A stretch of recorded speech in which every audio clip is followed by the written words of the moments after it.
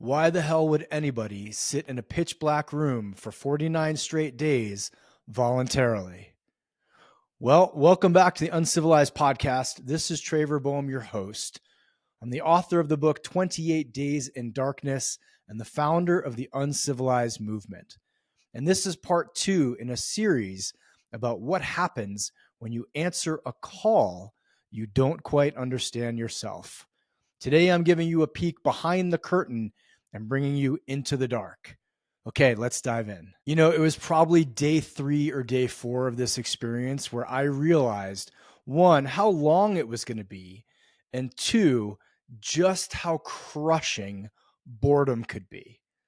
Think about the last 3 days of your life and all that you've done, all that you've looked at, all that's distracted you. Has it been TV, the internet, your spouse, your kids, your job, yourself, showering, eating, looking at nature, whatever it may be? I didn't have access to nearly any of those. Yes, I would work out for like 45 minutes a day. I would meditate. I would eat 3 times a day. But other than that, there truly wasn't anything else to do. And I remember I could do all of those things. I could like get my stuff done, whatever it may be, in probably an hour, maybe an hour and a half, maybe let's call it 2 hours. That's still left 22 hours in a day of just sitting around, right? Lying around, meditating, thinking, feeling all the things. So yeah, day 3 or 4, it got really, really boring. And it also was really insightful in this way, you guys. I realized how often I wanted to check Facebook, check my email, see if someone had texted me. Obviously, I didn't have a phone or computer in there, but like the draw, like I'm bored, let's check, let's talk, let's do. Like I realized just how addicted I was to my technology, right? And that's on day 3 or day 4. So it was really good to just have that detox. Like I love the idea, maybe you guys have heard this or even heard me say it, that civilization is only 3 days deep, right? You take them out in the woods, and after about 3 days, they stop giving a shit about a lot of things that we give a shit about. I know, I've done this. I've lived in the woods for a month. You stop caring if you drive a Mercedes, which you then have to work 60 hours a week to afford. You stop caring about a 5,000 square foot house or 2 houses or the drama of the civilized world. It takes 3 days. But here's the flip side. You come out of a situation like that, like I come out of the dark or come out of the woods, come out of camping, come out of a Vipassana, come out of something like that. And in about 3 days, you're hooked back into the civilized world. You're checking your phone. You're checking your email. You're waking up in the middle of the night to watch TikTok. You're going to Whole Foods and buying shit you don't need. You're looking at Porsches and ignoring how long it's going to take you to work to afford it. Like it really does get clear, or it starts to get clear, of how often we distract ourselves. But here's something that's really, really valuable. Silence and darkness are brilliant at stripping away illusions, right? I couldn't see my body ever. I couldn't look in a mirror.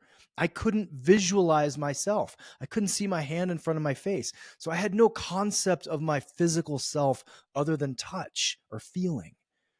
And I was told before going in, whenever you get, anxious or freaked out or whatever, or bored, start to ask yourself the question, who am I? Not like, I'm Traver Boehm, I'm an author, I do this, I run this. Who am I behind that layer? Who am I behind that layer? Who am I behind my name, my body, my family, my geography, my title, my accomplishments, my failures, my shames? Who the fuck am I? And I would ask myself that over and over and over and over and pontificate on it and feel into it and let those layers of illusion fall away. And that was some of the beauty of the stillness and of the silence, of recognizing the purity of like who I am in my heart, who I am in my soul. And some of you listening to this may be like, this guy's fucking insane. You don't need to do that. You don't need to sit in a dark room to do that. I needed to. And looking around the world in the state that it's in, I think a lot of people actually need to. So the stripping away of illusion, of what's not real, and the replacement of with it of what is real was monumental, at least for me, in the dark. You know, one more thing that was beautiful that I think has truly been lost in today's culture, and I know I have to go and like specifically design and create times to experience this, is the amount of creativity that came out of the space, like the amount of space I had. I didn't have Facebook. I didn't have Instagram. I didn't have TikTok. I didn't have Twitter. Didn't have Netflix. Didn't have TV. Didn't have books. So I got super creative. I'm a writer. I wrote my entire TED Talk, the first iteration of it at least, in the dark, the entire fucking 18-minute thing. I wrote articles. I wrote the start of books. I wrote so much just in my head. And you know, it's wild. I could write something on a Monday, come back to it the next Monday, a week later, and literally go word for word for word for word for word down it. It was that like locked into my brain. I think because there was nothing else taking up my brains. Like I didn't then go watch TV and forget my thought. So truly the amount of creativity that came out of that experience was wild. And the last thing I'll say, because I know we're talking about the space and the boredom here, is how much allowance there was to actually speak to other people. And I know this sounds crazy, right? But I had a number of people or their souls or their spirits, or I hallucinated them, come visit me in the room, and I would have hour-long conversations, multiple hour, like back and forth, like multi-hour conversations. Some where I was angry with them and I was upset with them and I needed to clear shit with them. Some where they were angry with me or upset with me and they needed to clear it. If you've done ayahuasca, you know that like this stuff can happen. But I had so many conversations with people who are past, people who are still alive. That was another one of the beauties that came out of the amount of space that was created in that month. All right, so here's my challenge to you, and it's only going to cost you an hour. But do this. Turn your phone off. I get it if you have kids, or if you're like a brain surgeon, you may not be able to do this. If you're not like point of contact for people's lives, turn your phone off for an hour. Turn your TV off for an hour. Turn your music off for an hour. You don't have to meditate. You don't have to go, who am I? But just sit with yourself for 60 straight minutes and see what comes up. See what comes through you. See what comes to you. Don't write it down. Don't take notes. Don't take voice notes. Just be with yourself for an hour. And then imagine doing that for thousands and thousands of more hours when you couldn't see. All right. I hope you enjoyed part 2. If you're liking this series, please get your hands on my book, 28 Days in Darkness. Where is it? Here we go.